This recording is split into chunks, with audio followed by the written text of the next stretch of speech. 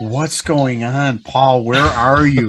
Are you singing, Gene? He's like, we work hard for you. We put this out.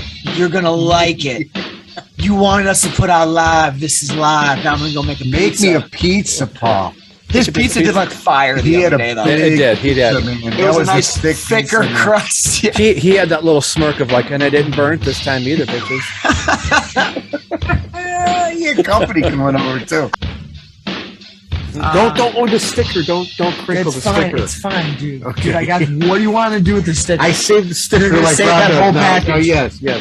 Oh, Are you yeah. gonna put it on the cardboard? Have you not listened to your elders, my friend? Are you gonna put it on the cardboard? No, I'm going to save the sticker. I've listened to the elder, but I don't listen to. Okay, my you elder. have listened. I've listened to the elder. Okay. Here we go. 3, 2, 1. Hello, everyone, and welcome to. I'm going to do this again because I changed what this is going to be called. All right, 3, 2, 1. Hello, everyone, and welcome to Right Between the Eyes podcast, a KISS podcast with 3 generations of KISS fans telling you why we love it loud. I'm one of your hosts, Rob Myers. Welcome to episode 41. We're pausing our creatures of the night for a special episode, which, if you clicked on it, you know what this is. This is Todd Dammit Kerns. That's right, Todd Kerns. You can get a hold of us on all our social media outlets. We're on Twitter at RBTE Podcast. We're on Facebook at facebook.com/Right Between the Eyes Podcast. We're on Instagram. You can email into the show at rightbetweentheeyespodcast@gmail.com. You can follow us on YouTube, and if you listen on iTunes, Apple Podcasts, like, rate, and leave a review on the show. Like I said, I'm one of your hosts, Rob, and with me, as always, are Nick and Nikko Caruso. How you guys doing this afternoon? Man, I'm doing great. Exceptionally excited today to get to meet Todd and talk about Heroes and Monsters. This album I've been listening to nonstop for the last week. It is a rocker. Well, Todd Dammit, I'm excited. I just learned at first. I was like, "Oh, Todd Dammit. I wonder where that came from." And then I was going, Todd Dammit. There, You sly SOB, you. I'm a sly guy, Mr. Todd. So, of course, if you know Todd from Bruce Kulick's solo band, they're, I think, officially called Bruce Kulick and the Vegas Mob. He has been playing with Slash for the last quite a few years, plus many of his other bands and solo projects that you'll get to hear a chance to him talk about. And let's just not bury the lead anymore. Let's get right to our conversation with Todd Kerns, and let's see how he likes it right between the eyes.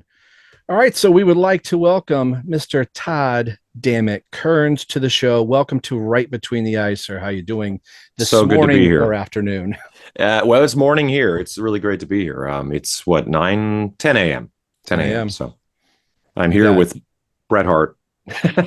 For some reason, I just sat on him and I like, oh, what are you doing here? Well, that's not too bad then, because I've got a Costanza looking at me. So I've got a lot of that stuff. I got like a whole world of crap over there. But yeah, cool. I see you got all the books there too. It's great. Big, yeah. We're huge comic readers. You would think we would have some like really good American literature in here, but no, man. Comics are. It's one of my favorite things when someone asked. There was an interview with Kevin Smith, and they asked him what his favorite book was, and The Dark Knight was his favorite book. You know, I was kind of like, and he said it with such conviction that you were like, yes, that is a book, and it's a very good book. And Frank Miller and Down the Rabbit Hole. But I was like, hell yeah, man, I'm the same way. I've got like my own collection going on, and quite a few independent guys will get me their stuff too. Like I got a few that I have a stack of things to read that independent writers and artists have done for me, which I'm really jealous of because I never had the skills to put together a book, but I always wanted to. You never know. It's never too late, is it? Never too late for you, especially with your experiences and your long career. I would think something like that would be a lot of fun to do, you know? Oh man, it'd be actually like the end game, just kind of ride out on a comic book when I'm too old to be on stage. Yeah. There you go. Is that one of those, like, if you didn't have your current day job, what would your day job have been? Is there like a family, the family was in this type of business and like, why aren't you in here putting boxes on this truck, son?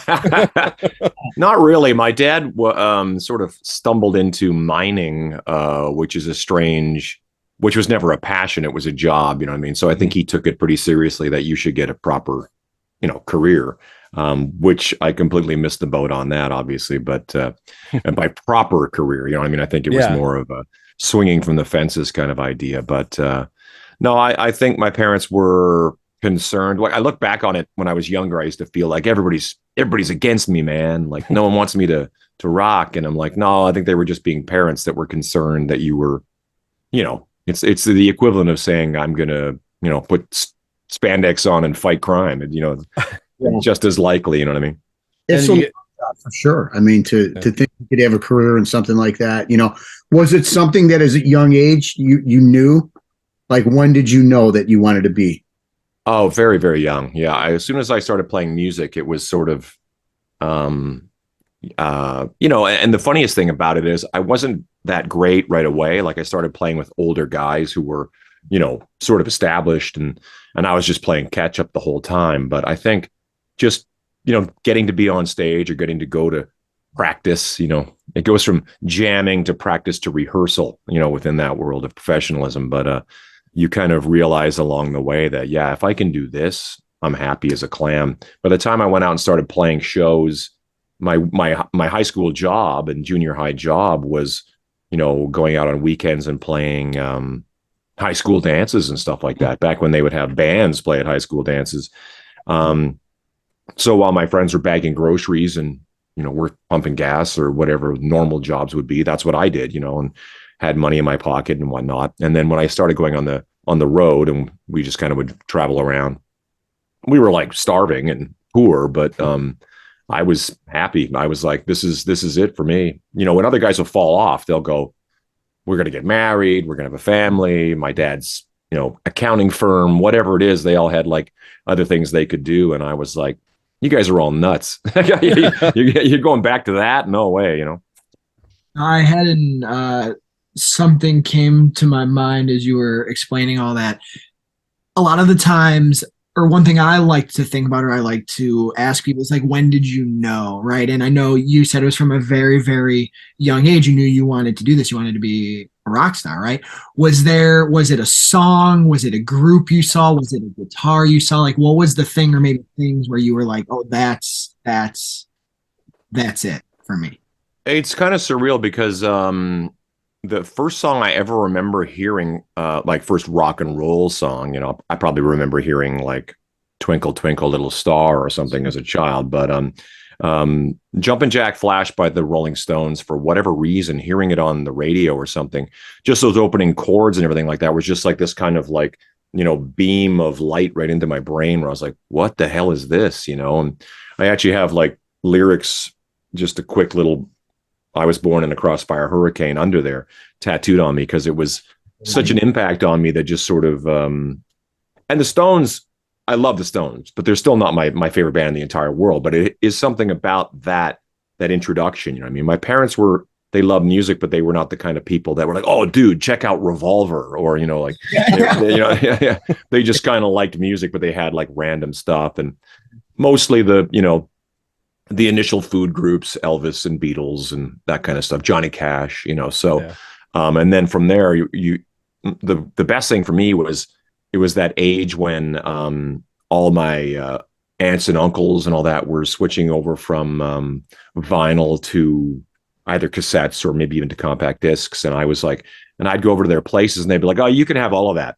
And I would like literally go home with stacks of vinyl. Some of it was nonsense, but a lot of it was like, whoa, the Guess Who and like all kinds of like super cool stuff. And as a music nerd, and the vinyl experience is so much more of a put the record on, sit there, look at the thing, and live with it. And I found like it was all research in a weird way, you know what I mean?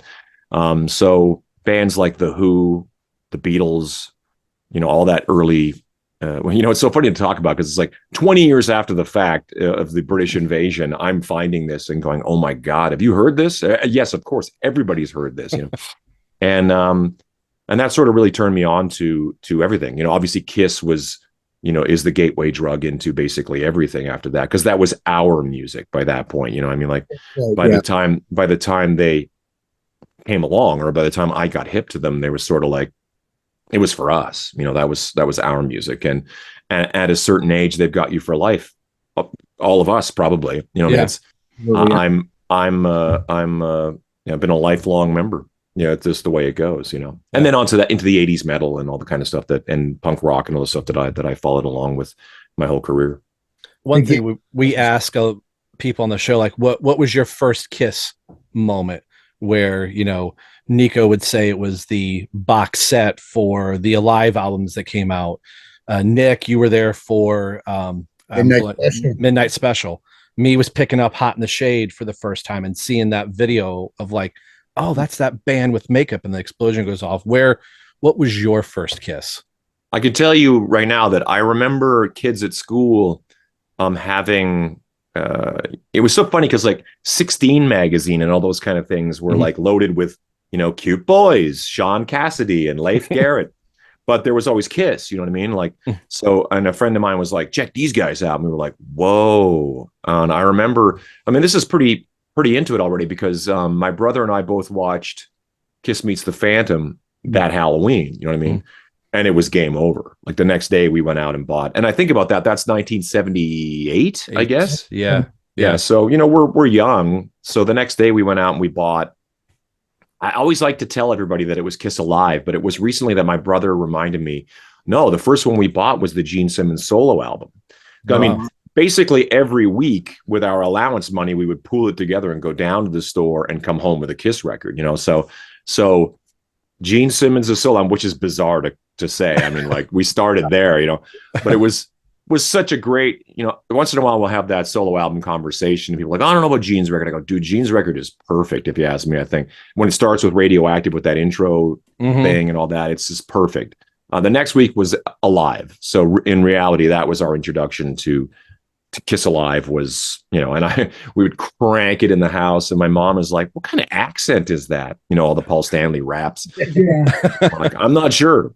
He's from New York. I don't. But yeah, it was full on from there. And I mean, keep in mind the KISS Alive and KISS Alive 2 had the booklets and the tattoos and all the stuff. And it was like KISS Love Gun had the gun. I mean, it was like Dynasty. Well, eventually Dynasty would come later and Unmasked with the posters, the solo albums with the posters. It was like, it's just, they just don't make them like that anymore. Honestly, it's like the full interactiveness with the music was, if you were the right age, like I say, they have you for life, and they've had us, me and all my other friends for life. Yeah, and I'm just like you too because I was there. I'm a few years older than you, but it's been crazy for us with the show like that. My son, I never forced KISS on my son, but he naturally saw it in the background and evolved to it, and then to meet Rob a few years ago and someone that comes on in the '80s when I checked out in the '80s, right? Like I left after, I think it was Unmasked. When Peter left, I kind of checked out. Sure. My musical tastes were heading to Van Halen and Rush, Triumph. Of course. That they used to play in Chicago on the radio here all the time. So, no, I think that it's weird for me because I just coasted through. Like I didn't even. I come from a small town, so there wasn't really kind of like, this is what's cool now, because no one's cool in a small town. It's kind of like, right. It is what it is. And I'm the one going like, have you heard the new KISS record? The Elder, Creatures of the Night. These records that like were completely like invisible to the average music fan by that point. I was still like, dude, this new record's killer, actually. Like, and my friends would be like, and I'd be kind of turning them on, playing them the guitar solo in Dark Light, just that kind of like that long solo that Ace and Eric Carr are jamming out together. And my friends would be like, this is actually pretty cool, and, because you're right. By then, with the invention of Van Halen, and as far as hard rock fans, it was like, oh, dude, like this is like renders everything else. And basically, even Aerosmith and bands like that became like sort of uncool and overnight just became like, this is, and I understand it now from a point of objectivity. You look back and you go, well, yeah, of course, those guys were like the baddest band in the land for a giant chunk of time. I grew into punk rock and a lot of stuff like that from there. I mean, a lot of the New York stuff, what I think is interesting to me, and I always meant to have this conversation with Gene about it, because it's kind of like he gets so kind of ruffled by the idea that guys like us loved Kiss and found the Ramones. He's like, what, Ramones? And I'm like, I go, but it was the New York thing. Like we kind of, the Ramones were also like almost wearing costumes. They looked like cartoon characters to us. And the music was so simplistic that we kind of went, well, I don't know how to play Stone in Love by Journey, but I can play, Sheen is a Punk Rocker or something like that, the 3 chords, and make a terrible racket with my friends in the garage. And that sort of begins everything from there, so, but Kiss kind of has that weird way of splintering off into other things, and people sort of circle back. You know what I mean? I understand that the 80s were pretty funny at some point. I was just saying the other day how Hot in the Shade was the first record I didn't buy on release day. Mm-hmm. It was kind of like, I was sort of like, it wasn't because I was like, oh, I was just sort of like, living life by that point and doing touring and whatnot. But I was always there, and yeah, I mean, we can have a conversation all day long about how some are better than others. That's just the nature of, every band has that. Every filmmaker has that. Quentin Tarantino has films that I love and some that I'm kind of, I'm okay. Now, you were born and raised in Canada, correct? That is correct. Yes. So we were just talking before you got in. What is it like for someone like I pulled out a band? I thought, I don't know if Nikko and Nick would know it, but I said Harem Scarum. I discovered them a while ago. I'm like, how have I never heard of this band? Like, they're amazing. And I was actually looking for a Striper song, honestly, and I was like, this isn't that song. And I went down through the rabbit hole. So what was it like musically up there for you, like discovering like US stuff, or is there a whole scene of music that we in the US just aren't even aware of?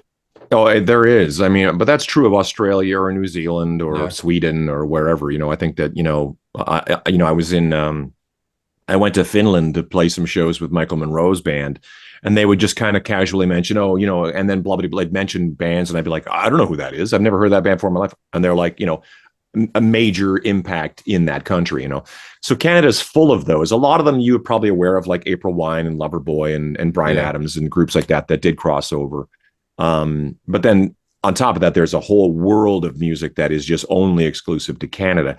In saying that, that doesn't mean we weren't aware of AC/DC and Aerosmith and all the American rock and English rock and all that kind of stuff. It was sort of like that's sort of the overwhelming thing. There just happens to be sort of a Canadian content thing. My band Toque sort of focuses on myself and Brent Fitz from Slash's band and Bruce Kulick's band.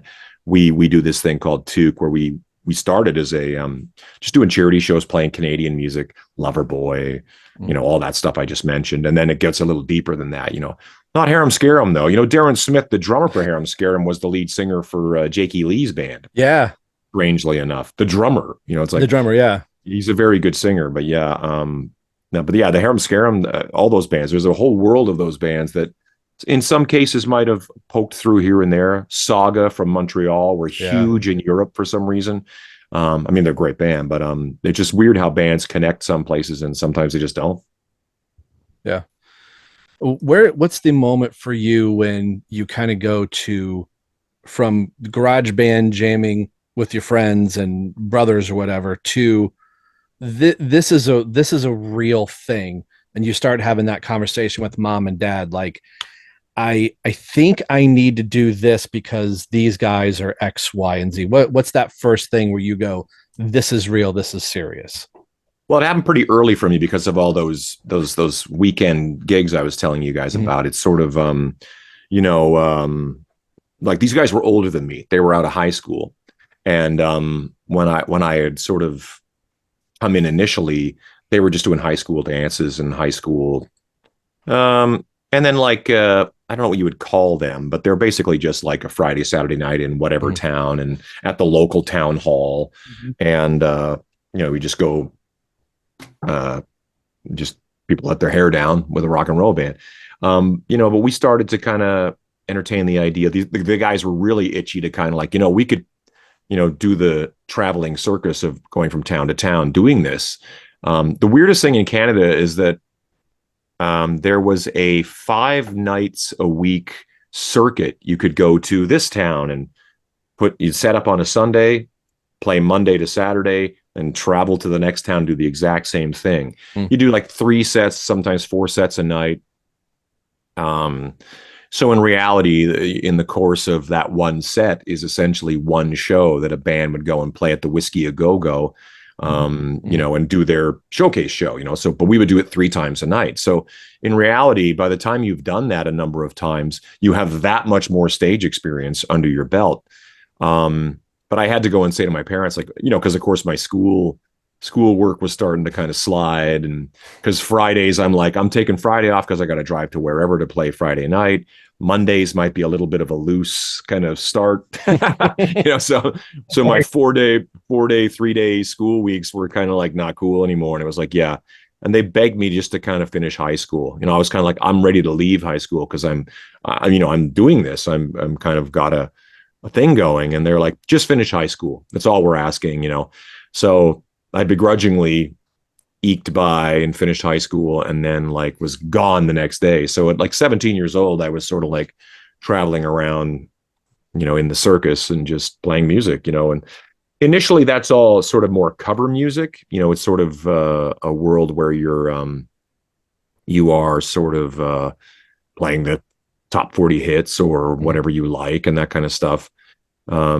We definitely leaned towards hard rock and that kind of stuff, but you played ball, you did the thing. But of course, like anybody, you start kind of coming up with music and writing your own ideas. And that's when things start to get serious. So I guess it went from being like, I can make a quote unquote living doing this, which in reality, honestly, I didn't really care.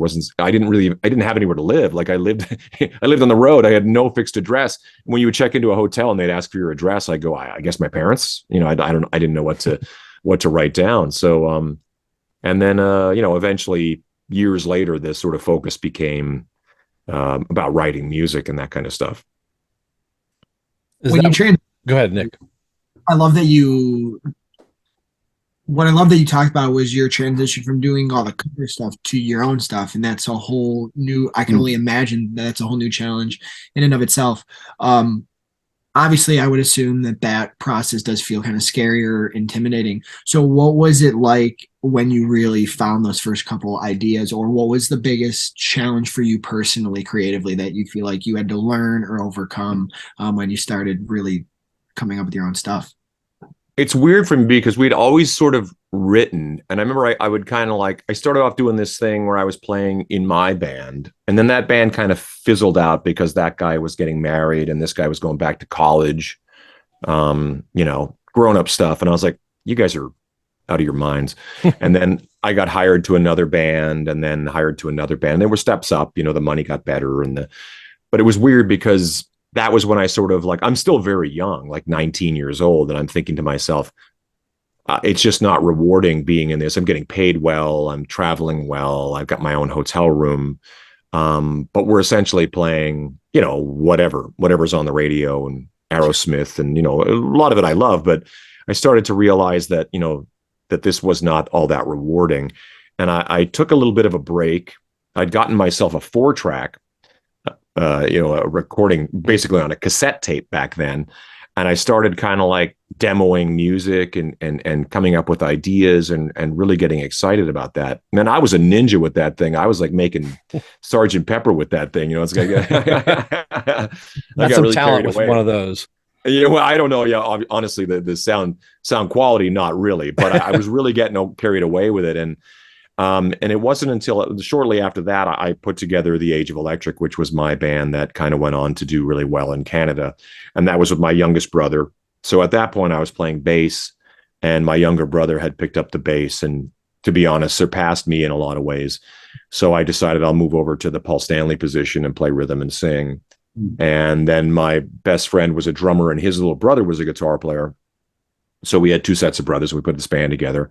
And that, interestingly, went out on that circuit of cover stuff, but had been playing original music from the very beginning. And it was interesting because people would say stuff like, how are you guys getting away with playing your own music? Like as if it was some sort of forbidden, you know, like as if you're like, you know, because a lot of guys would do weird things like, here's a Bryan Adams song, and it would be their song, you know, and I'd be like, we never really thought of it as that. We did that.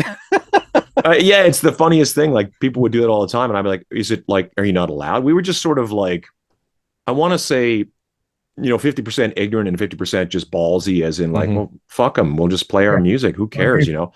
We made a cassette. Like this is the funniest thing is my dad, who he plays guitar. He went into a local guitar shop, bought some guitar strings, entered his name in some sort of contest that would just happen to be at this music store, and won studio time at this professional studio in where I grew up. And he goes, "Do you guys want this?" And what the hell am I going to do with this? So we went up and we recorded like a 6-song EP essentially on cassette, which I probably have somewhere.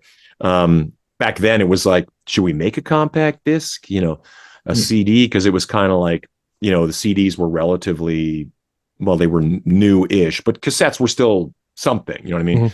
So we just thought, well, we can knock out cassettes for next to nothing, and so we made a cassette and we would go around and play. And I would have people say to me all the time, like, why are you guys bothering with this? Like guys who'd been in the kind of cover scene for a million years would be like, why are you bothering with this? Like, what's the point? And I'd be like, go, we write songs. And now he goes, and for whatever reason, I remember this guy saying to me, but you're competing with people like Billy Joel. That was the name he pulled out of the sky, was Billy Joel. I go, I'm pretty sure Billy Joel's not showing up in this one-horse town selling these tapes off the stage. So I'm not too worried about it. But it really helped us build that whole thing, where we kind of realized as time went by that people were less interested in us playing whatever cover song. They were here to hear us play our songs. And we kind of got to that point where we became more of like a legit kind of band, where the covers we were doing were stuff that we liked to do, not like sort of the top 40 songs of the day. We were doing more like like a band would like an original band would cover a song because they like a song or whatever. And that's sort of where we landed. And then, from there, the next step was completely stepping out of that scene, which kind of ate itself at a certain point anyway. But, and that was when the real shift became like, okay, we actually the first time in our lives get day jobs and start considering like just being an original band. And that was some cold water in the face for sure. Yeah. That's rewarding though at that point though, when that happens though, right? I mean, here you are now, people are coming to see you for your music. And it was weird. Yeah. I talked to a friend yesterday who was talking about how like he turned his kids onto our music and stuff like that from back then, and how they bring it up once in a while. And I go, it is surreal, because we really had the audacity to be kind of like, well, let's just play, you kind of add a song, you add another song, another song, another song. Next thing you know, you're doing 50% your music, and then, it ends up being 80 to 90. And then it would be different, I think, if somebody had come along and said, you guys are fired because and on a couple of occasions that did happen, because we were hired for a couple of those kind of gigs where they don't want to hear your music. They want to hear, I don't know, whatever the hits of the day are. Yeah. And the next day we would get kind of like yeah, you guys don't bother coming back. And I'd be like, okay, that's cool. We got fired for the right reason, because, they wanted like the wedding party band, not these assholes playing their own music. Yeah. I had that happen twice as we were playing around in our small little area, and it was in like our third set.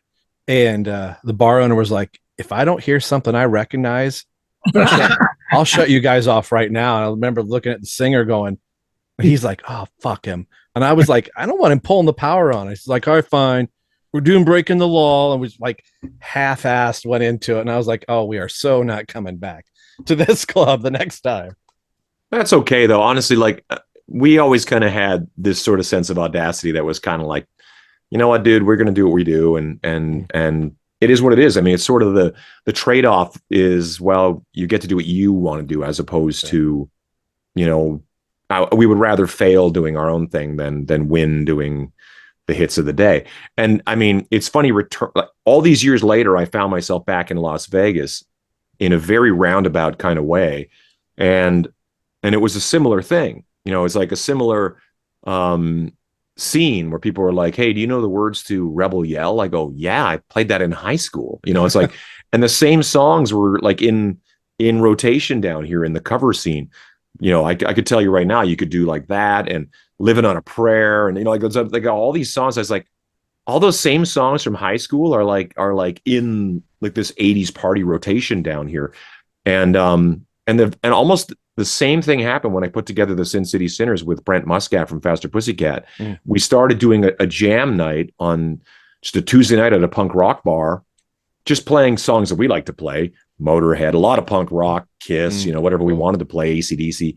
And then slowly started introducing our own music. And it was exactly the same thing that happened. And I realized people aren't here to hear, whatever. They're here to hear our music, and they're here to hear, watch us do what we do. And I was like, this is so bizarre to have this mirror thing happen like 20 years later.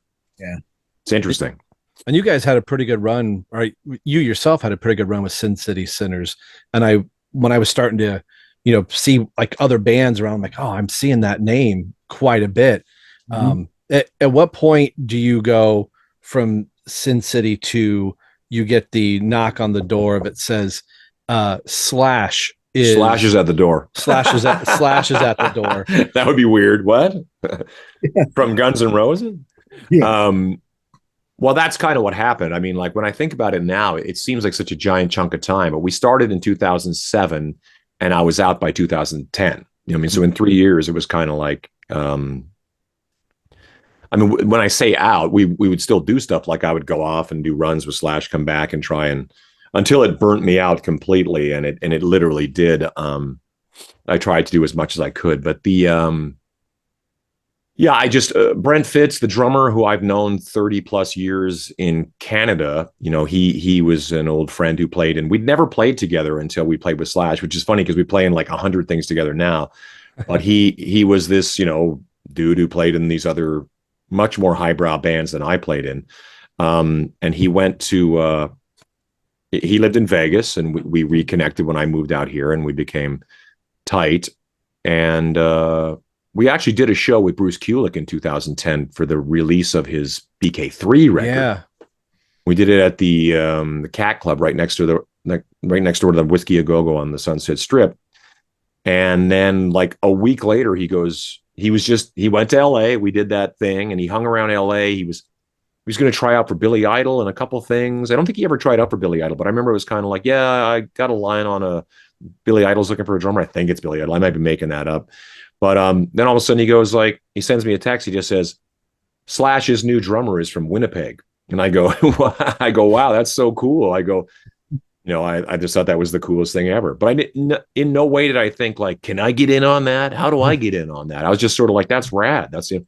I had a million things going on. Like I was doing really well with this thing. I bought this house, on Sin City Sinners money. It was like, it wasn't really like the Slash thing was sort of like I was doing just fine, basically is what I was saying. But then as I was buying this house, I've told this story a million times, so forgive me if you've heard it, but my father came down he loves the act of looking for houses and the whole process of this grown-up shit. So we went to, we were looking at this house, and I went over to Chili's and had a bite after, and I got a call from Brent Fitz, and he's like, can you be in LA tomorrow to jam? And I was like, I think so. And I looked across the table at my dad, and I was just sort of like, do you want to go to LA tomorrow? And he was like, well, I've never been to LA. And I go, well, let's go to LA. So we literally, got in the car the next morning and drove the 3 hours to LA. And yeah. And it's the story, as the story goes, Slash was shaking hands with my father as I was setting up my stuff. I look over and I'm like, oh God, what is he saying to my dad? And then, and then literally, I always tell this story.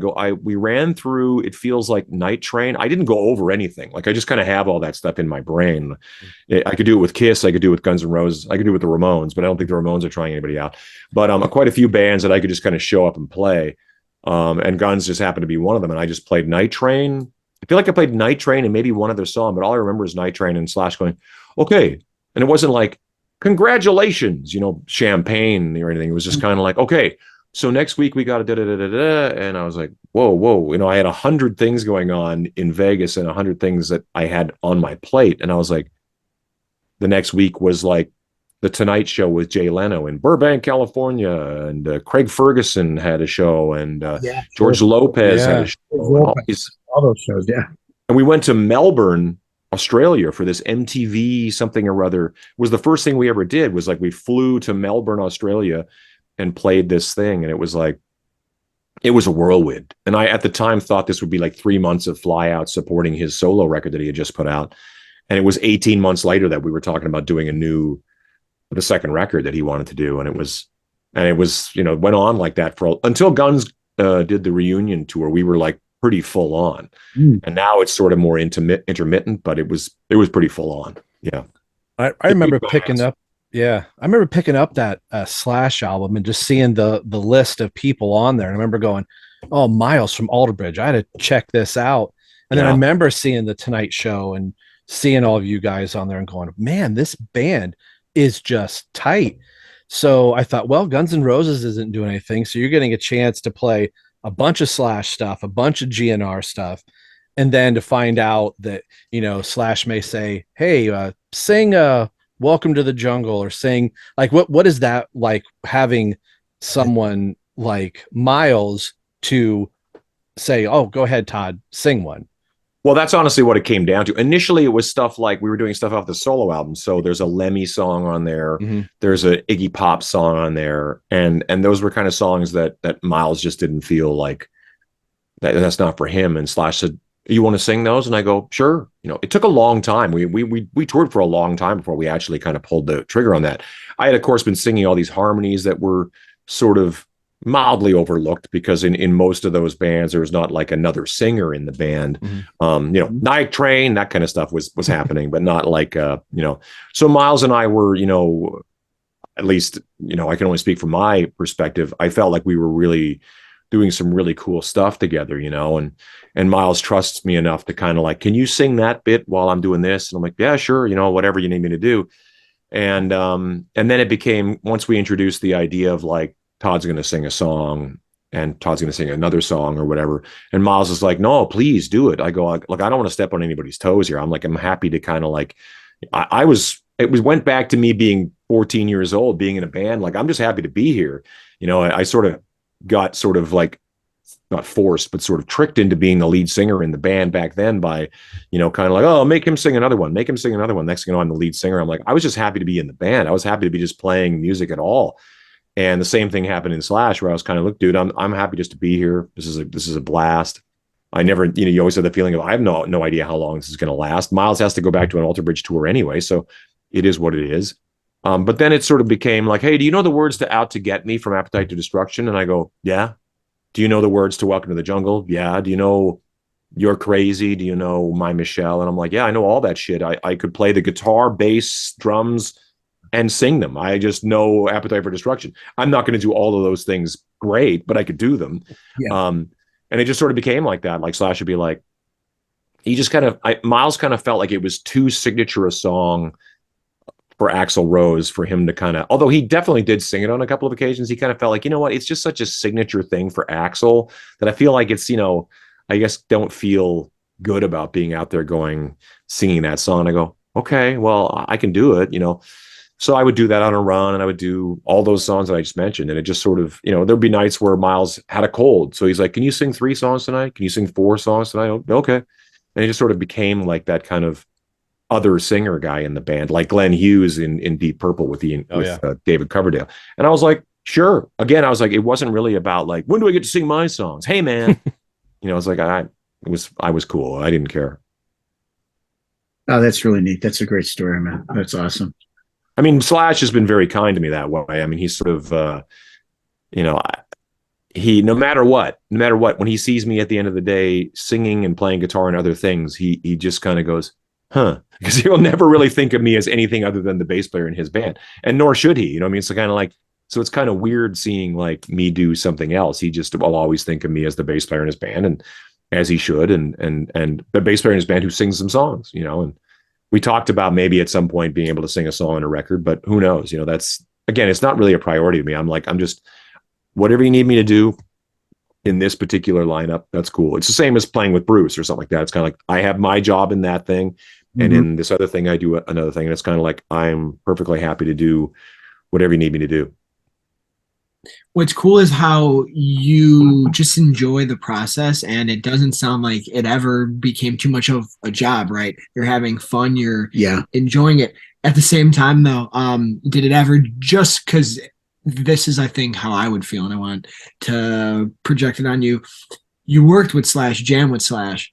Is there ever a time though where you're like, Jesus fucking Christ, I'm with Slash right now? Like, how am I doing?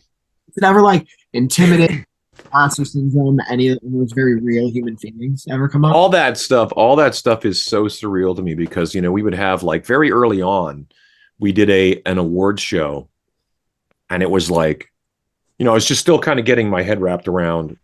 Slash was a new Slash, so that's the thing that was so sort of jarring in a way. He wasn't like Jack Daniels and a cigarette and a top hat Slash. He was like, daytime Slash, because I'm jamming with him in the daytime.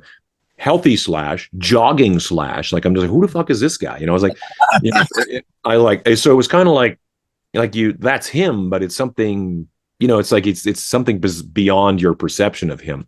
And he's like one of the most intelligent people you'll ever know. He's always got a big, thick book about World War II he's reading. And I'm always like, who is this guy?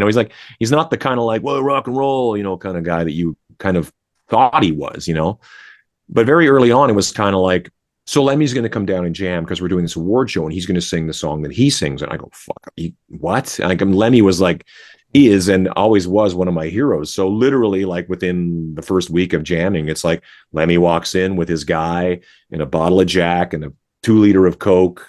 It's like kunk.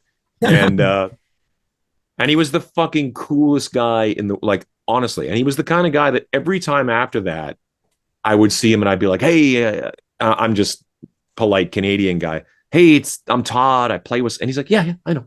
He would kind of like, yeah, I know. Don't go through your whole preamble of who you are. I know who you are. He was just like amazing at retaining that. And at that very, very same awards show, it's like Alice Cooper, Dave Grohl got up and played. He played Ace of Spades with Slash and Lemmy at that thing we played at. Yeah. So Grohl's hanging out. It was just a bizarre, jarring experience. During the course of that tour, Alice Cooper was up multiple times, and these are like, that's a big deal. Lemmy, Slash, yeah, and Alice Cooper. Those are guys that like really were in my formative everything. You know what I mean? And Grohl in a different way, like, sort of in a more sort of pseudo contemporary way. And then Rick Nielsen from Cheap Trick would get up to jam. Like, what the fuck? Like, the whole thing was just so surreal. But every once in a while, I'd be standing on stage with Slash, and it very quickly, you just kind of slide into, when you look back on every guy I've played with in my life, you're just guys playing together in a band. And then you'd be standing there standing next to him as he's playing the solo to Sweet Child of Mine.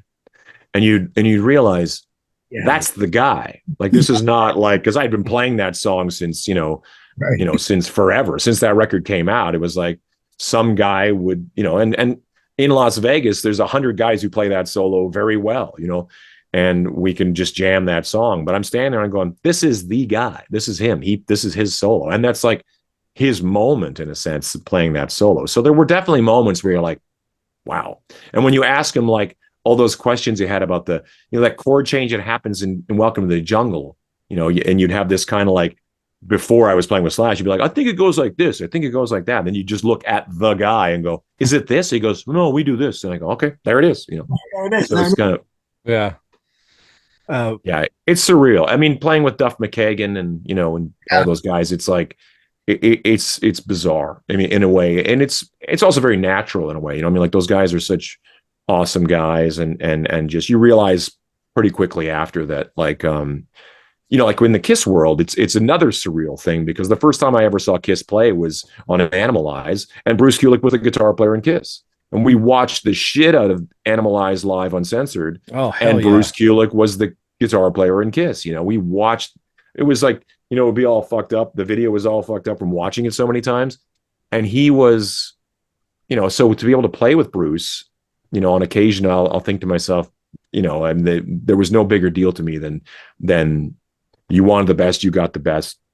KISS, they came out, they played Detroit Rock City, Bruce, Eric, Gene, and Paul. And now getting to play with him, and now getting to play on the KISS Cruises, where you're like constantly in the circle of, I've played with Bruce Kulick, I've played with Ace Frehley at different conventions and stuff like that. And it's all surreal, and Gene is your funny old uncle now. He's like it's a cool guy, and Paul Stanley is like the cock of the walk. You know, I mean, he's always he's always going to be my favorite rock star, and so whenever he's around, I'm always like, wow, that's Paul Stanley. You know, I mean, it's like, and I don't mean for that to be quite as like fanboy as it sounds. It's just like just deep respect for these people. You know what I mean? I will never really like lose my love of what we grew up with and my respect of all what everybody's done, you know. That's a great segue from, sorry to cut you off, Nikko. No, Was it KISS Kruise 7 was your guys' first with you, Bob, Brent, and Bruce? I think so. There's a great picture of the when Bob passed away, they gave me a bunch of pictures off his wall. I've been meaning to put them up, but it's pictures from that cruise. Yeah, it was I think it was 7. Geez, there was 7 already by that point.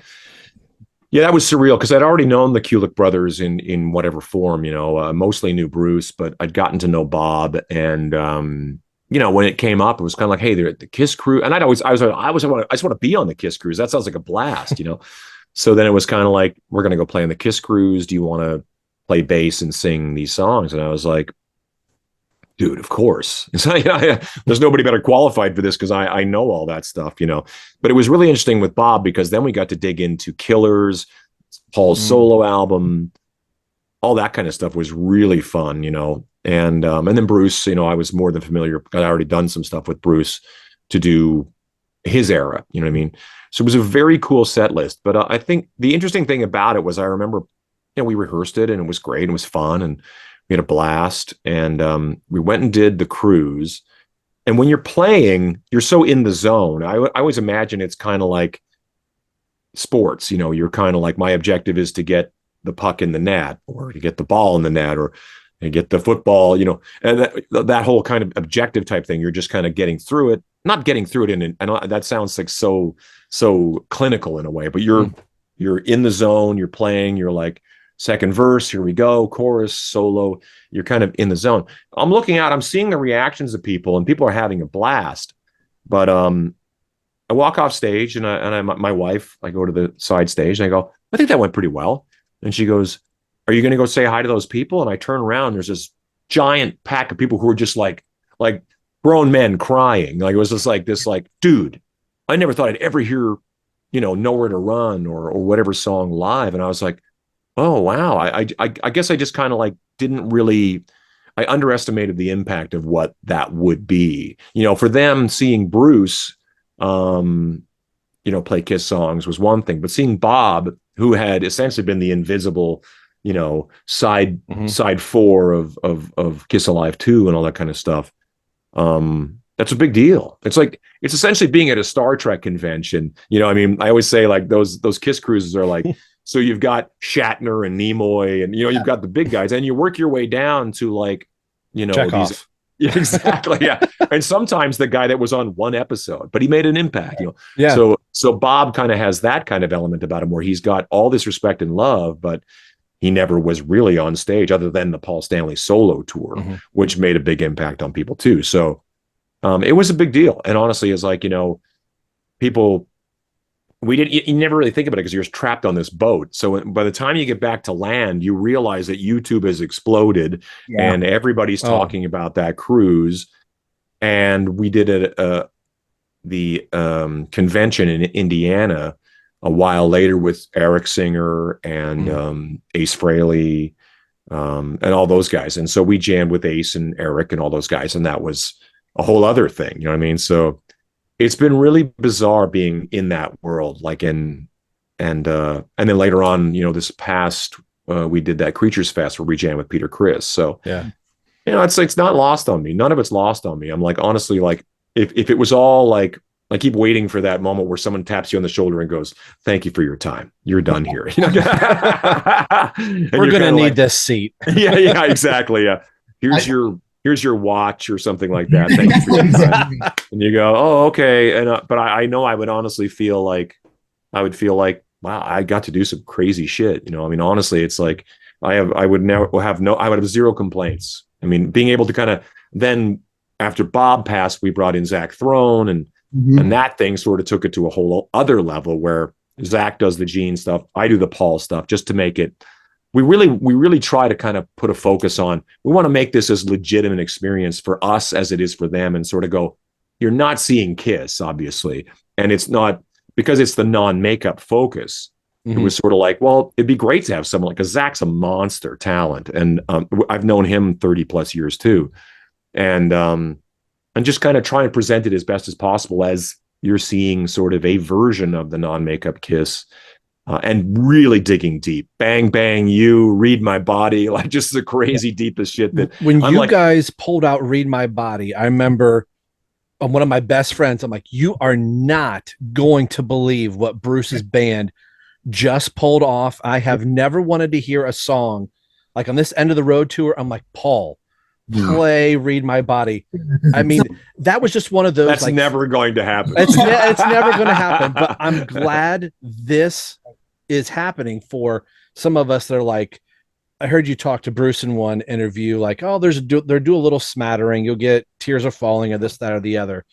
But getting to see a KISS Cruise and getting to hear No, No, No, and you singing My Way and going, holy crap! Like, kudos to hitting My Way, sir. Yeah. No, honestly, anything that we take on, like when we talk about set list stuff, it's like, yeah, let's do that. That sounds cool. Yeah, absolutely. Then like a week later, I'll get a text from Zack Throne going, dude, what did we agree to here?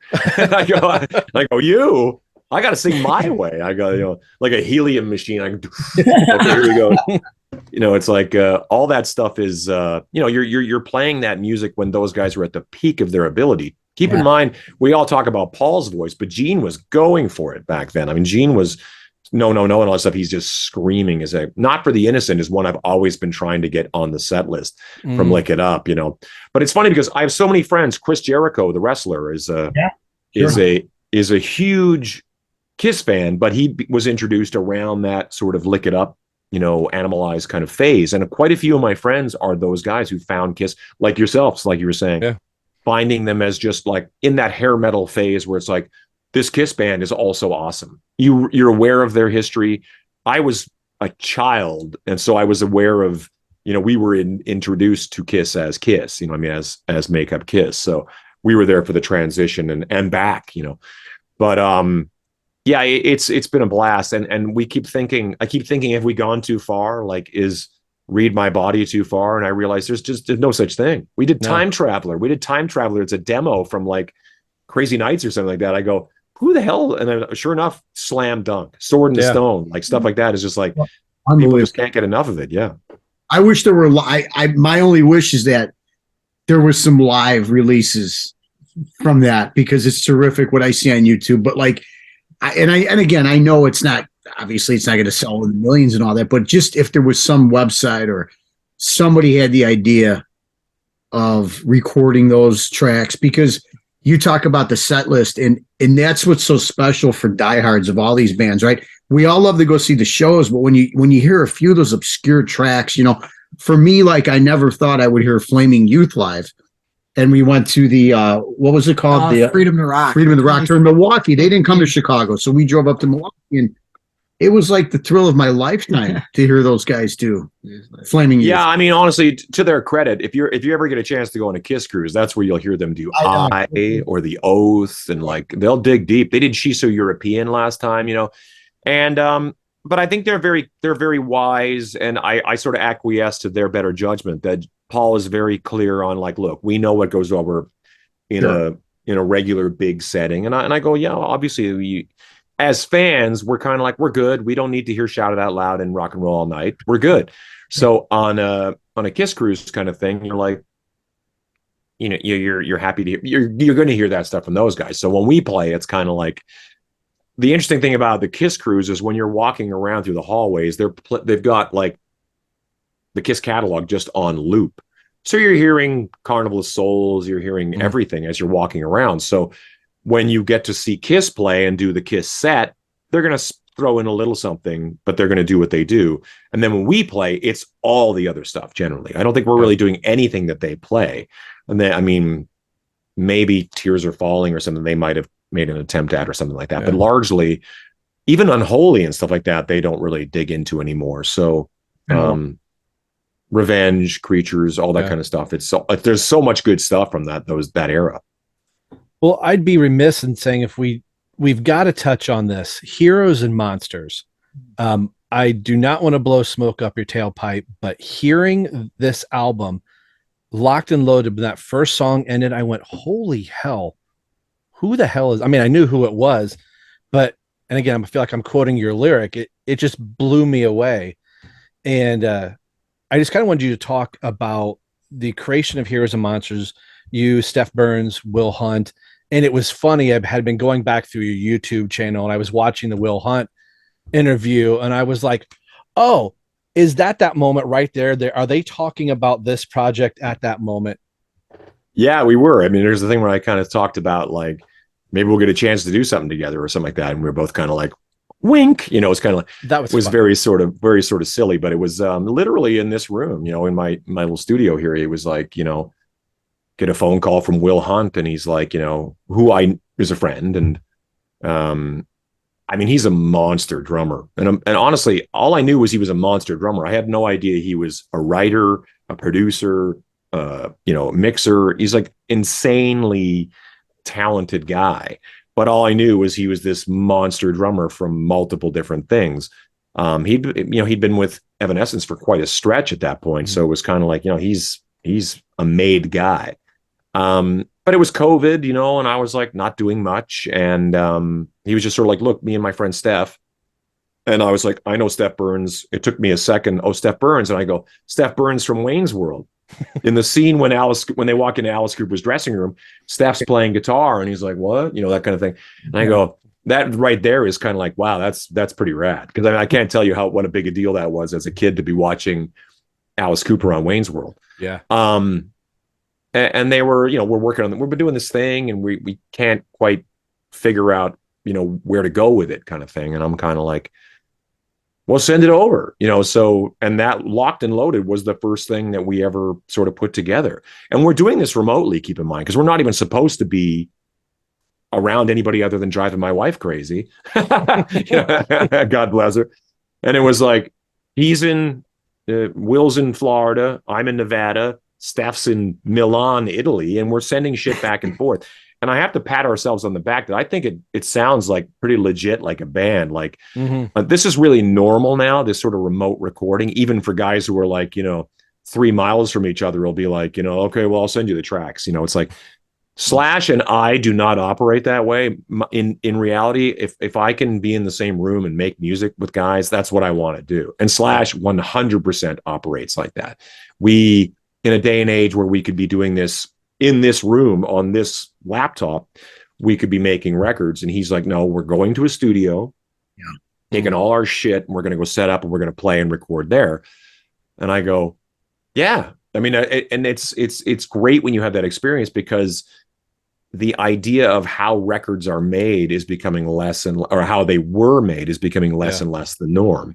So whenever we can, I'm like thrilled. Like it's 1977 Fleetwood Mac Rumors, you know, it's like, this is how it was done, you know.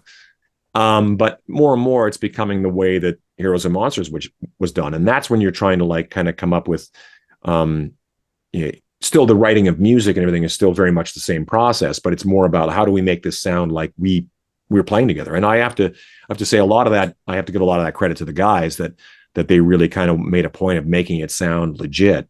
But it's a really strong record. And I say that objectively, just kind of like, because when you're in the middle of it, you have no concept of what is what. Sorry, I'm spilling my water down here. And then, but objectively, when I had to kind of go back and kind of go through the songs, because we were going to do a run in Europe, I was like, I'm really happy with the way this turned out. It's a very diverse record. There's really no two songs the same in a way. There's, you know, once in a while there I think that things like Locked and Loaded and Raw Power and I Knew You Were the Devil and songs that the heavier kind of, I feel like that's kind of what Heroes and Monsters actually is. And then there's these other elements that kind of go off into different areas. For me, it was really different. I mean, the tuning is this exceptionally lower, modern heavy kind of thing that is different than what I normally do. But I find that kind of stuff exciting, to do something a little different. It's pretty easy to just kind of keep doing what I do ad nauseum till I get that tap on the shoulder of my watch and I check out. Still waiting for that. I can tell you, so Rob calls me about a week ago, and I start listening to the album, and it's very fresh and vibrant, and like the kids say, electric, but yet it feels like timeless to me too. A lot of the tracks, like I could hear your influences of Queen and Cheap Trick and everybody we talk about. I love Let's Ride It. I think that's just a fun, almost like an anthem type song. I love Don't Tell Me I'm Wrong. Thank you. Just another really great track. Blame, Angels Never Sleep. Like it's and I love the heavy stuff too, but I've always been the melodic guy. Yeah. The structure of those songs, the guitar playing, your vocals, it's just really, and again, not to sound like we're here on the show, we're complimenting you, but there's nothing more exciting for me who gets stuck in the past. Right. Well, it's better than me being here and you guys talking shit about it. So, boy, track 9, woo! Yeah, but no, it comes from real. Like we're not. No, I appreciate that. Honestly, it's like, Yeah. I mean, you nailed it though, because Cheap Trick, Queen, Sweet, all those bands. If you really put a gun to my head in the middle of the night, woke me up and said, "Name your favorite bands," or name KISS, Cheap Trick, it would be very easy for me to kind of like, and it's very hard for me to get away from that stuff. Sure. For whatever reason on this run, it's been a lot of people saying like Freddie Mercury about my voice. And I'm like, really? Wow. I always feel like I don't really hear that, but I understand the kind of like the trying to figure out what people like to put labels on things. And I think that I'll take that label all day long. Honestly, it's like Queen is such an interesting conversation too, because Queen, when you say Queen to one person, they'll say, tie your mother down. You say Queen to some person, they'll say, Killer Queen. Radically different songs. You know what I mean? Like radically different band, but somehow the same band, the same sound, and I think that's what I appreciate about bands like Queen, that could do the most delicate, fragile thing and the heaviest thing imaginable and still be the same band, And I think that goes for all those bands that we brought up, and I think that that Heroes and Monsters definitely leans into a lot of that. It leans into some sort of pseudo modern type things too, because of Blame has this weird time signature thing that's very Will. Yeah. I'm like, dude, this is not my wheelhouse at all. I go, and the tuning is like drop Z, it's like, and I'm like, but I found it so liberating in a way, because I had not really lived in that world, that it feels good to kind of be doing something that's like, at this late stage in the game, you could very easily just keep doing what you do and ride it out forever. But once in a while to take on something that's a little bit, it's a challenge, but it's also sort of, just sort of makes you think outside your own little box. Yeah, it's just such a wonderful, awesome contribution to the genre, and I want you to know that. And I know one thing we want to get your thoughts on is I know Gene Simmons had certain comments about rock and Yes, how he feels about it in this current day and age, and what this record really made me feel, reinforced a conversation we had on a different show, is that of course there's different points of view and everything, but I don't necessarily think that anything's dead. You just got to go find it. It's there, right? And of course, yeah. My dad said, I completely agree with, is just it captures that same feel, and that same genuineness and authenticity of all the stuff that came years ago. But it's still present. It's still here. But obviously, as someone who's still ripping out awesome stuff like that, what are your thoughts on that comment? I think it's the coolest thing that a dad and son are talking about rock and roll right now. That's the coolest thing in the world. I think it's so awesome, because my daughter plays in a band now, and my other daughter has always been a great singer. Neither of them really thought about doing it as career stuff, because they probably saw their dad slugging it out. Hey, let's get in a van from Winnipeg to Calgary in freezing cold. Like, no, hell no. But I think it's awesome. No, I appreciate that. I mean, those comments are not unique now. The sort of like rock is dead kind of thing is, but it's not just rock. And I think that's where I really don't disagree with what what he's trying to say, is that the days of being able to like put a band together and the sky is the limit as far as what you can achieve is much more challenging to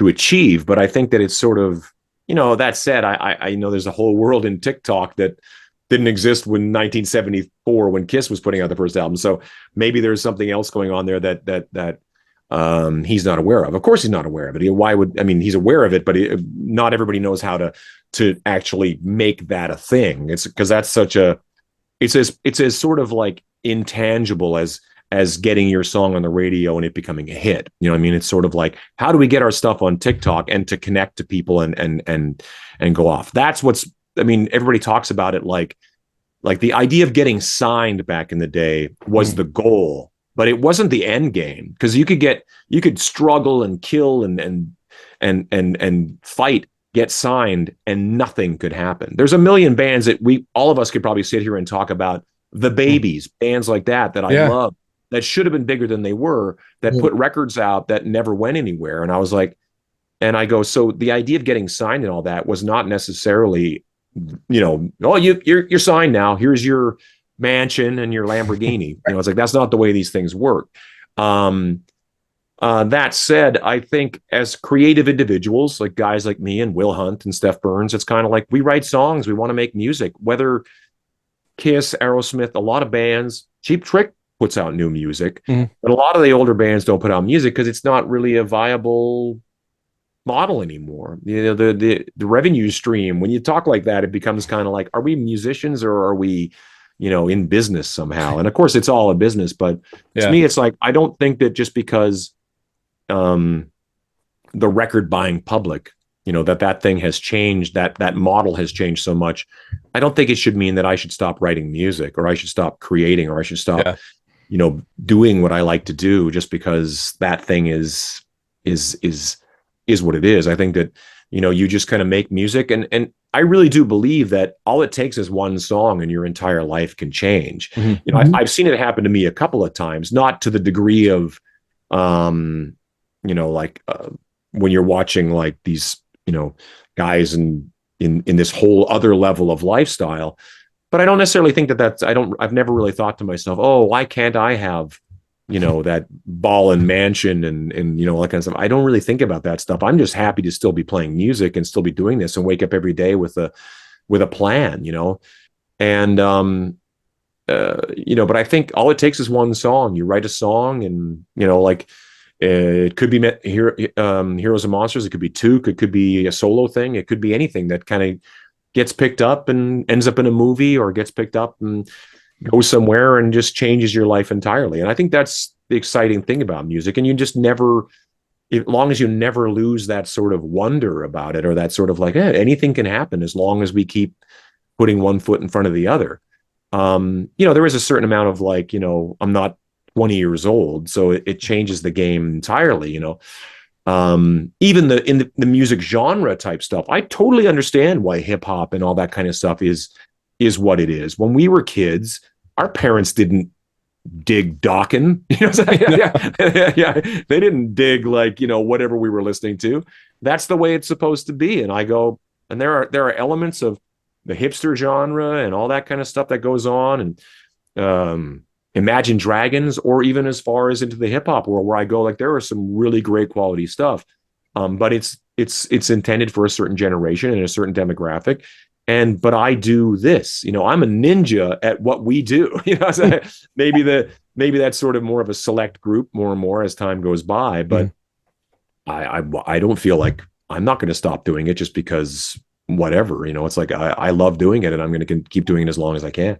Well, I just want to say thanks for you continuing to do this. Well, thank you for listening. Thank you for enjoying. Yeah. And I think as long as those of us are still into rock, like Nikko said, we're going to find it. Well, even the fact that you're holding a CD in the 21st century is in 5 years from now, we're probably not going to be doing that. It's going to be holding up the thumb drive, or not even that. It'll just be like, we just talk about it in some metaphorical sense. In the band Toque that I have, we constantly have these discussions about, like, is it becoming less and less likely that, we're going to make hard copy analog things? I mean, it will eventually become a non-versation. We're still sort of like, as long as we're playing shows and we're in public and we're selling merch, having CDs makes sense. We can sign them. We can be there to oh, definitely. And people of a certain demographic are going to go out to the truck and pop that CD in the. But if you're like me, you go out in your car and you're like, there's nowhere to put this fucking thing. Yeah. So, My new car, I bought it and I was like, what the hell? My wife's like, well, there's a thumb drive. I was like, what the hell am I going to do with a thumb drive? You know? I know. But I mean, that's, and that's sort of this weird transition of technologies and time. Mhm. It'd be the same as getting in your truck and going, where do I put my 8-track? I got the Frampton Comes Alive trying to, it's like, it's just the nature of the way these things go. You get on whatever music stream you have and you Bluetooth it and boom. Nikko knows all this. Why are we talking? Yeah.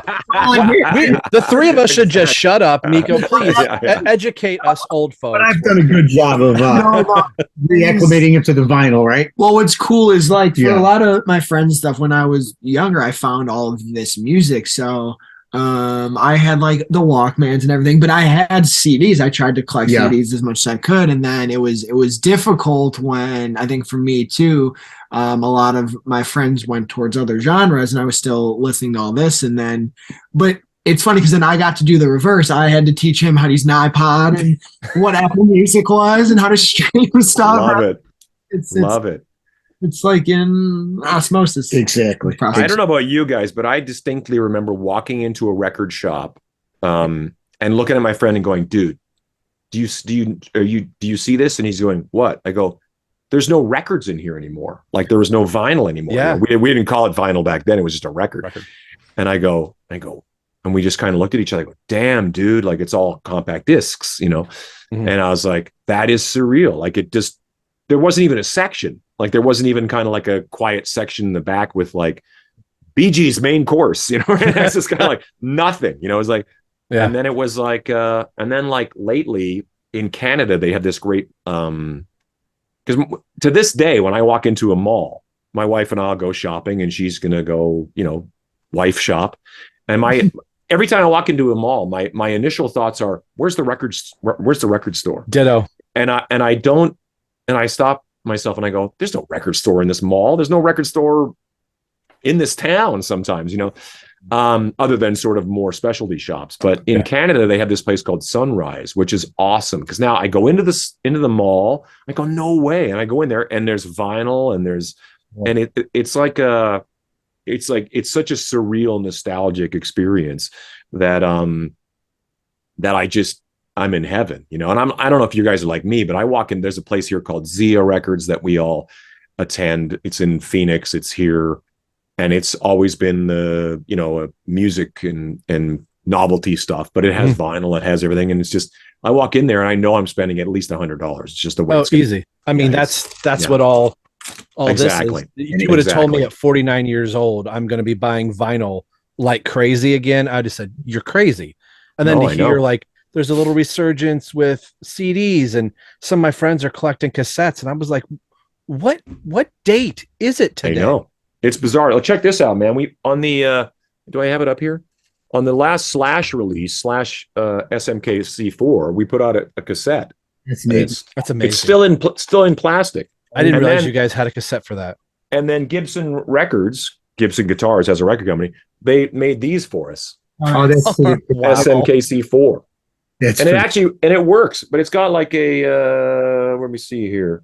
There's a USB connection there. Of course there is. So bizarre. Someone puts the iPhone in real quick. So bizarre. Yeah, I was like, use it, right? it's so cool. And I'm like, I got to tell you, like, I've got like a million old demo tapes. These are my old band Age of Electric demo tapes and stuff like that. I was like, I actually pulled them out. I go, I guess I can listen. I haven't heard these in 20 plus years, So I was like, surreal. But yeah, I think that's the beauty of music is that it lives on. And when like what Nikko brought up about, rock is dead. Rock lives on forever. It's the only form of immortality is that when I'm dead and gone, somebody's going to listen to Angels Never Sleep and go, hey, this is a cool song. Yeah, that guy's been dead for 20 years. You may be asleep, but you will remain awake as long as people are listening. So that was my Spock moment there. I love it. Welcome to the 9. You may only choose 9 songs to move forward. No more, no less. The 9 is here. Top of my head, my favorites.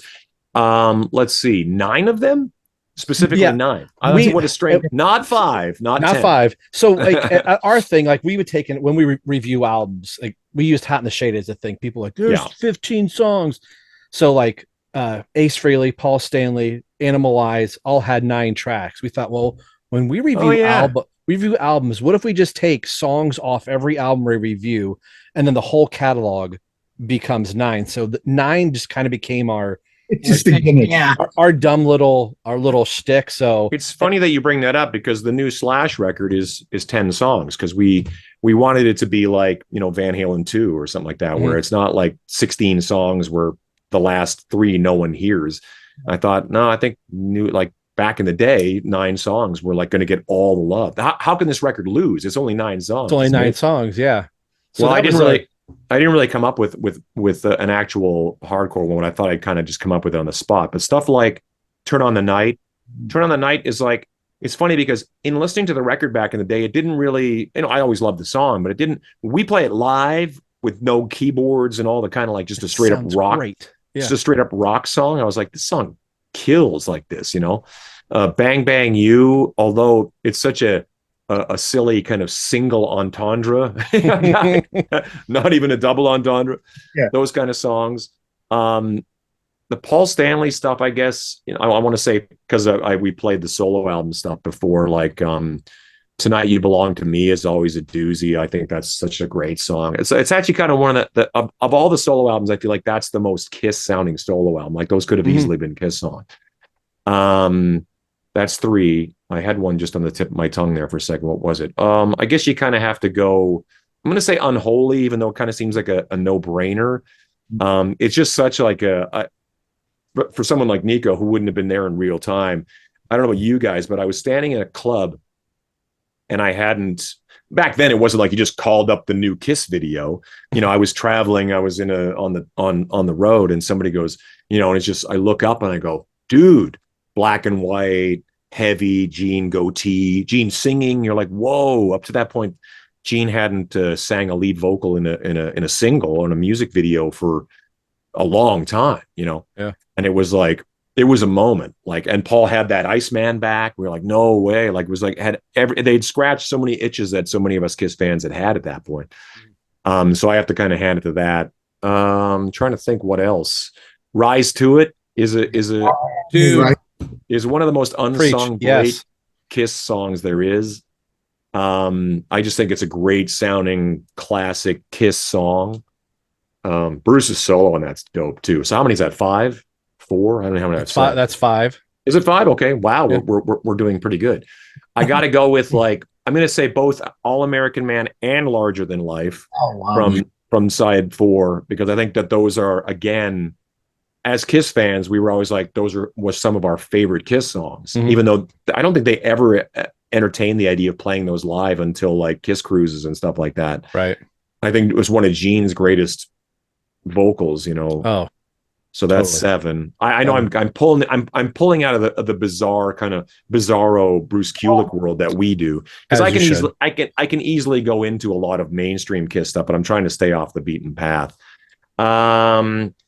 You know what's another one? Radar for Love. What a great song. And that was one that was, I wouldn't say it was a skip, but if I didn't get to the CD player or the vinyl, I'm like, I'm listening to Radar for Love, and watching you guys on the KISS Cruise going, that's a badass song. It really is. You know, and it's I'm the same as you. It's kind of like sometimes listening to the song, but playing it is 2 different experiences. But Radar, Fitz brought it up. He goes, what if we did Radar for Love? No, it was Making Love.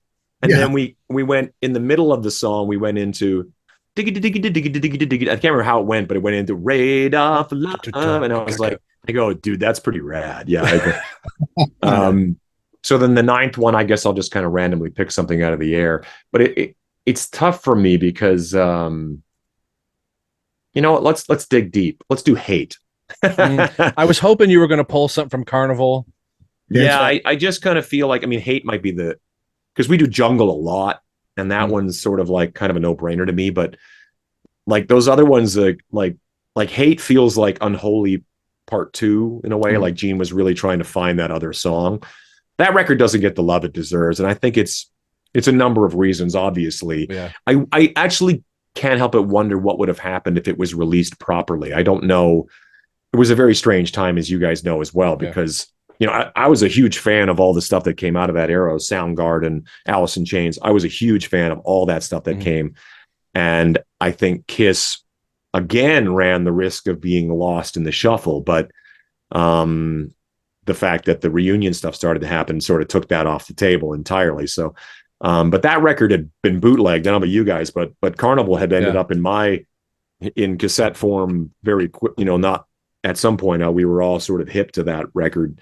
Was it cassette? Probably a CD at that point. I had it on CD. I got it at Indie KISS Expo in '96, and they were. Oh wow! I heard Rain and hearing that chugging guitar, and then hearing actually Rain is a good one too. Yeah, that's a good one too. Yeah. So, and that was one when you guys started doing your suites, and I was like, I hope you guys do Rain, and we do. Hearing your vocal pass at it just sent chills. I was like, this is probably as close as I'm going to get. And I've said this on our show.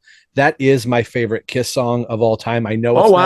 I know it's not the atypical Detroit Rock City, but I think from where I was at in my life at that time and what that album meant to me, it just spoke. And especially that song, I was like, that became that song. So that is one of those, if I'm going, I'm on YouTube, I'm like, I got to go see Bruce Kulick's band play Rain. So that's one I go to back. That's so cool to me, because I think what's so interesting is a record that could be deemed unsuccessful, can mean the world to somebody. And I think that's the most interesting thing about music in general, is how people talk about guilty pleasures all the time. And I don't really feel like I have any guilty pleasures. Like I get as much out of ABBA sometimes than I do out of Slayer. Don't tell Kerry King that, but it's sort of like, I feel like, just driving in the car sometimes and having that sort of connection to my mom, listening to does your mother know, or whatever, in the car when I was a child, I have this sort of immediate time traveling type experience. I think that's part of the beauty of music, and something that was deemed sort of quote unquote unsuccessful. Trust me, I've made many records that were deemed unsuccessful. and then I've had people come up to me and go, dude, that record meant the world to me, what I was going through at that time. And I go, wow. I mean, that to me is worth more than, I was going to say worth more than $1 million. Probably not worth more than $1 million, but it's close, probably. But you know what I'm saying. Yeah. Well, we really appreciate you taking the moment to talk with us, go through your wonderful career. For those of you that not picked up Heroes and Monsters and Minefield, we forgot to mention your other band, which is also fantastic. Thank you. Both of those albums are great. Where can people get a hold of you? Do you have any shows coming up? Is Heroes and Monsters going to land in the US anywhere? Heroes and Monsters is constantly being talked about coming over. We're doing another run in July in Europe. So, which is another, I'm just thankful to be able to get over there. I've been there since 2019 with Slash and the guys. So that's been a blast. This year is sort of mostly a Heroes and Monsters year, although while I'm in Vegas, I'm always at Raiding the Rock Vault over at the Rio, which is sort of a bizarre thing with, I fell into with my friends doing this classic rock show. And for me, it's just a blast. Like I'm going there tonight. I'm going to go over and play with, Blas Elias from Slaughter and all these guys. It's like, it's a blast. And I just love, I'm the kind of guy that, like, I will sit on my couch and I will not look up for, I'm what they call indoorsy. Like I don't, there's always something on television, I always say, and I love being in the studio and I love writing and I love doing all that kind of stuff. But I like to make sure, if I can, I'm lucky enough to go, I can drive 20 minutes over there, play a rock show, high five everybody, sign some stuff, get all that experience, and then come back and sleep in my bed, roll the garbage out onto the curb, be an adult and all that kind of stuff. And I find all that to be, I think it's important. I think it's, as my friend says, it's kind of like going to the gym, you getting to go down there and keeping your mind sharp. I don't like to get rusty, and I don't think that I really allow myself to get too rusty. So, but you can find me on all the social medias. I'm Todd Kerns everywhere. Todd Dammit Kerns on Twitter. Toque will have a new video out this year, a new single. Heroes and Monsters has a new single coming out this year. Tracy Guns and I wrote a record together that's coming out in the fourth quarter, which is fucking great, and I'm really excited for people to hear that.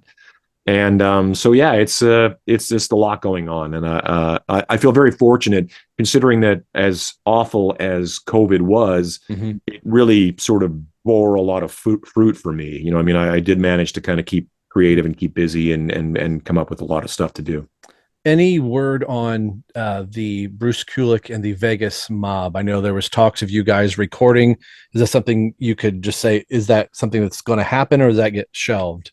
It's always on the table. I think it's mostly a case like in every one of these things I'm talking about, like with Toque, Toque is one of those things that we really put a lot of focus on, but Corey's about to go and do the Shania Twain tour.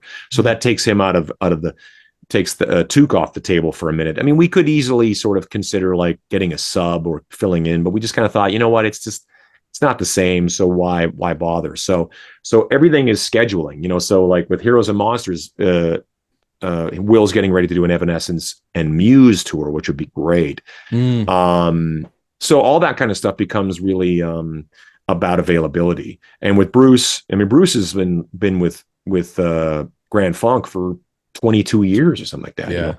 And they take very good care of him, and he does amazing in that gig. And so that's you know, he's busy with that. Zach's been with Corey Taylor from Slipknot and was with Ace Frehley, but now he's sort of focusing on Corey Taylor again. And, you know, and then Brent and I both have our stuff going on. So it's always that thing of like, can we find a moment to do this? Bruce and the guys will probably reconvene, I'm sure, when the KISS Kruise, if the KISS Kruise is happening. I think it is happening, but KISS without makeup or not KISS or something. I'm not quite sure exactly what's going on with that, but we'll see. Yeah. Will you see any of the last shows there from KISS, or were you schedule permitting? I absolutely have every intention of trying to see them. Although I'm still like anybody, kind of like, are these really the last shows?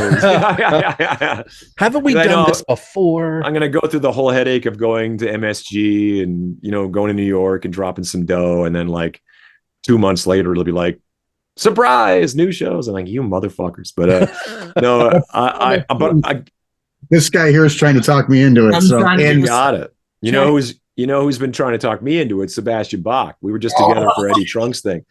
And he's like, dude. And I'm like, I know. We have to kind of.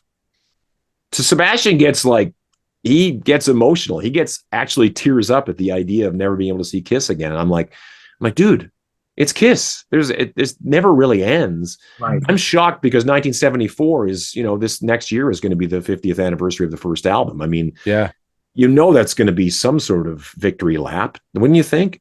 Vegas, maybe. Yeah. There you go. So, the end of the road tour, but the residency continues. Exactly. There you go. There you go. Well, yeah, Todd, we want to say thank you very much for taking time out of your day to come talk to us. Means a lot. Again, Heroes and Monsters, Minefield's great. It's great to see what you guys do with Bruce and all of your wonderful projects. So thank you very much for. Thank you guys. By. Good hang. We got new fans here, you know, like, not that we didn't before, but it's amazing to, again, it's exciting for me to follow your career now from this point. Oh, that's great. Well, hopefully we can cross paths in person one day. That'd be nice. Yeah, that'd be awesome. Awesome. Take care. We'd love to have you back on at some time anytime in the future. Look me up. Thanks, guys. Enjoy your Saturday. Yeah. Take care. Big love. Take Bye. care.